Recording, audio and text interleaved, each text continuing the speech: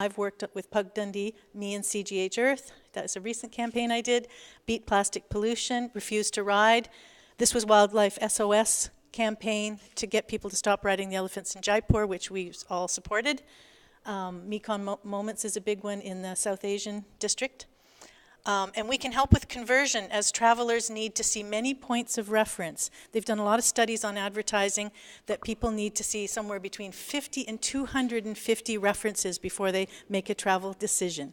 So the more storytellers you can get producing images and captions and videos out there, the more often people see those places, the more likely they are to book. And there's been studies to back this up. So this is just a famous example of does everybody know who this is? Yes?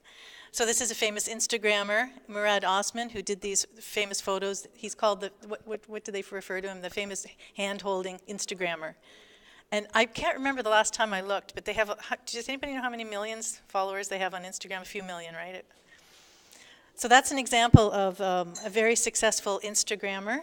However, what I want to tell you, and probably my most important message, is that do not be dazzled by numbers.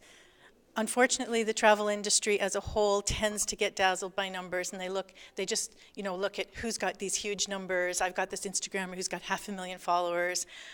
But, this is not the most important metric. It's not the most important thing. Numbers don't necessarily lead to awareness or conversion. I mean, it may sound counterintuitive, but credibility, quality, and fit are much more important than sheer numbers. One of the first things that was said in today's presentation was you said you want to find the right traveler. So you need, anybody, and especially in this business, the responsible tourism business, is you're looking for the right person.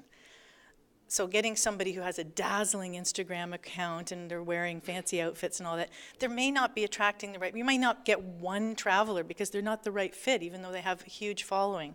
So that's probably my most important message that I have to tell you. And you have to do your due diligence. Check to ensure that followers are real, engagement is good, you're comfortable with the quality and messaging in their feeds. Google how to spot fake followers. There's all kinds of apps available. Ask for references, follow their feeds, see the comments and how people engage with them. So I'm just going to give some examples of real people. I'm putting myself out there on the firing line here, Twitter audit report, and that's my Twitter score. So that's pretty good. It's almost impossible to prevent any fake followers, but I got a 90% audit score. So you can, anytime you want to work with somebody, you can just run their Twitter account through this Twitter audit, and there's lots of others too, and you can see at a glance. I checked in Shivia's Instagram following, and as you can see, excellent, highly engaged audience of real people. So and this one is, you wanted to know, Influencer Marketing Hub, Instagram Fake Followers Bot Checker. These are all free tools you can use online.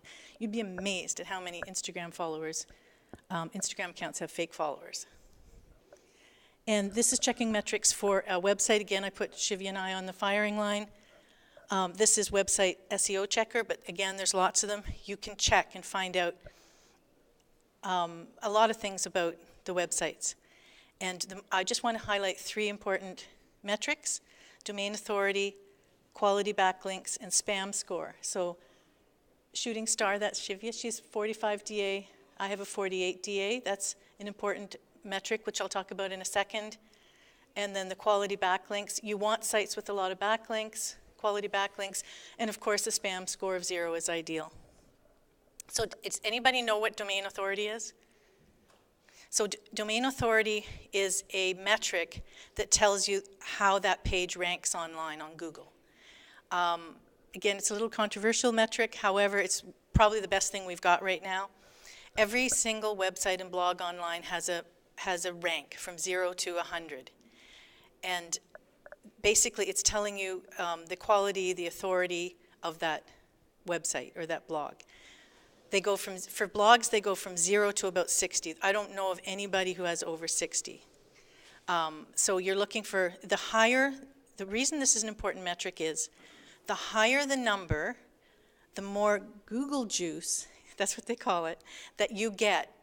So a high-ranking blog, when they put a link to your website, you're going to get a bigger boost than a low-ranking blog. So you want those boosts because that means the more high-ranking websites link to your website, the higher it will return in the Google page. So this is a good reason to work with high-ranking bloggers, and this is the reason why people who rank up in the 40s tend to charge, because this is actually a very valuable metric, and a lot of people are not clear about this. So there's many different ways to work with them, and I've done campaigns, or between the two of us, I've listed a few extremely wonderful companies that we've done campaigns with, and my most recent one is CGH Earth. I just finished that one. There are paid partnerships. G Adventure started the Wanderers in Residence. You can incentivize them. Oops, we're almost finished. Sorry.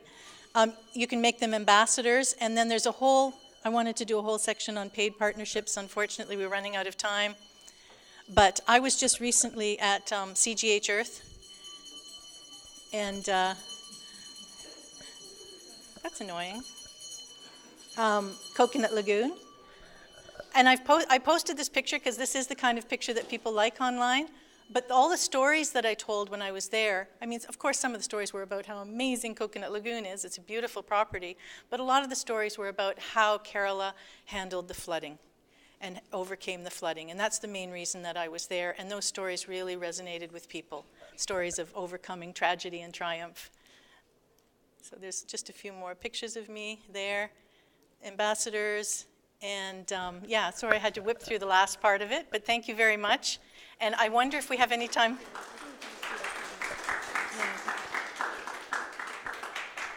So I think we have about 5 minutes for questions, very quickly. Any questions? Anybody who's going to travel, so sometimes they put it on a Google search engine, suppose off-beat stuff in Udaipur. At that time, social media results do not show up. It's only a website that is going to show up. Facebook, Instagram, Twitter. All three results are not going to show up unless it's YouTube. How do we address that issue? Because the whole aim, I still think people are still Googling for things when they are traveling. Not only on social media, but Google per se.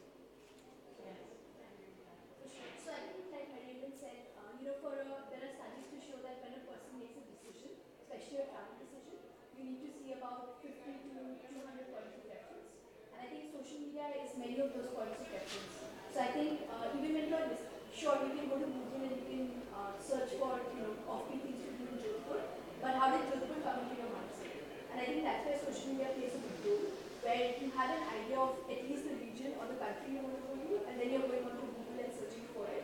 So I think both social media and blogs and websites are equally important in that sense, because there are so many touch points to make those decisions. And just to follow up with that, I just want to tell you that a couple of the clients I've worked with, like I've done these safaris, they've both reported to me that they got a lot of traffic from my site, from my website, because yeah, people were Googling. I have a high-ranking website. It comes up in the Google search, and then there's this whole life cycle. So I feel website blogging is a very important part of this whole picture. Any other questions? Initially, when you started, how much time did you dedicate to the social media? Yeah. All the time? Shreya, would you like to answer this question? The same one. I mean, not the time spent. What is that phase now that is many years or? Yeah, so I think for me, I had a bit of a first mover advantage because this was 7-8 years ago. But I think even if you start today, like you just have to dedicatedly do it for a year without expecting any results and really be out there and do it. And if you don't have the time to do it, hire someone who can do it for you. Hire the right kind of person who can do the right kind of messaging for you, but give it at least 1 year before you start seeing any results. Another good reason to work with professional storytellers, they can give you a good boost. Yeah. So what I've seen is user-generated content is really powerful, especially when people share on their own Facebook, or Instagram. Yeah. Now what's hard is, people take a lot of content on our experiences. It's hard to get them to tag us and associate themselves with the brand. Because they all want to share that they've done these cool experiences, but they don't really necessarily want to link themselves to brands. Yeah. So I think there are some ways to incentivize that. So one way to incentivize it is to use a hashtag and say that, you know, if you have a good following on your account, and if a traveler tags you using the hashtag or using a mention, then you can feature some of their stories. So it's a cross promotion.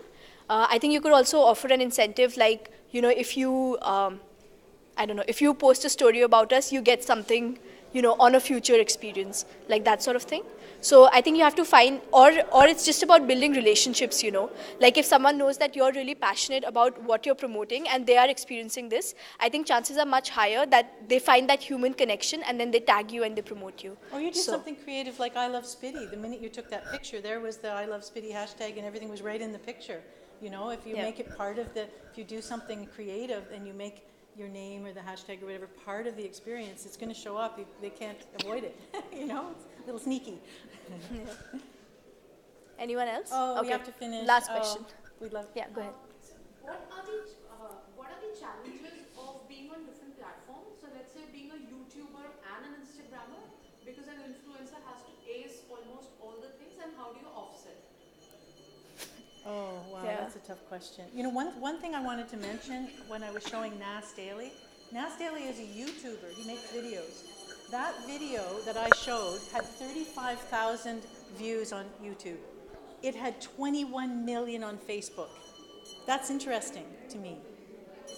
Because he has created his community on, even though he's a YouTuber, he created his community on Facebook. There's no right way to do things. But I think also I think for me it's going back to the objectives. So I mean personally for me as a travel blogger, when I look at my social media, like in the last 2 years, I've been assessing how much of my income and how much of my blog traffic is coming through social media. And I realized that I was spending about almost 8 hours a day on Twitter, whereas the returns that I was getting from Twitter was zilch. So I've really cut down all my Twitter time and I've put all that time into Instagram now. So I think it's going back to your objectives and then seeing what channels work for you and drive what you want. Yeah, it's true. Okay. All right. Thank you.